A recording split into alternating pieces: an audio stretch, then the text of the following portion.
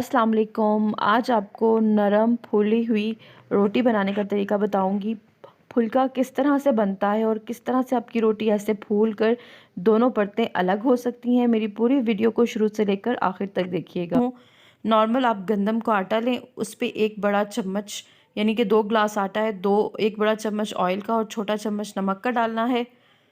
Normal पानी से इसे गूंदना है, ये मौसम पे डिपेंड करता है। अगर गर्मी है तो फिर आपको थोड़े ठंडे पानी से आटा गूंदना पड़ेगा। और आटा गूंदने का तरीका ये है कि दरमियान में आप पानी डालते जाएं और दरमियान में ही आटे को जमा करते जाएं। इस तरह से जो आपकी किनारी है वो गंदी नहीं होगी और आटा जो है वो जल्दी ज़्यादा चिपकेगा नहीं। तो इस तरह से इसे गूंथते जाना है। अब जब इसे आपने एक दफ़ा मिक्स कर लेना है तो इस आटे को आपने तकरीबन 10 मिनट के लिए छोड़ देना है और आटा इस तरह नरम होना चाहिए। ये देखें, 10 मिनट बाद इसे दोबारा से करके 2 मिनट के लिए गूंदना है। इससे जो आपकी रोटी है वो बहुत मज़े की बनती है।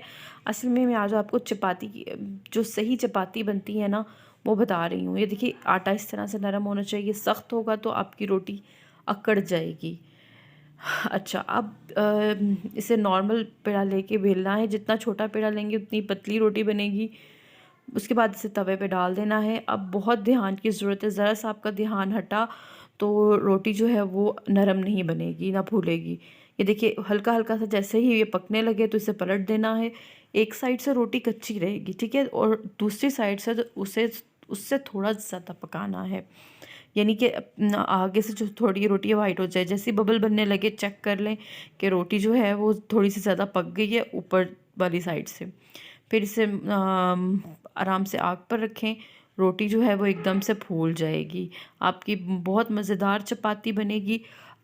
लेकिन शर्त यह है कि आपने रोटी ध्यान से बनानी है। ज़रा सी आपकी नज़र छूटी और थोड़ी सी रोटी ज़्यादा पक गई तो रोटी जो है वो अकड़ जाएगी। ये देखिए कितनी नरम बनी है और इसकी दोनों जो परतें हैं वो भी अलग हो गई हैं।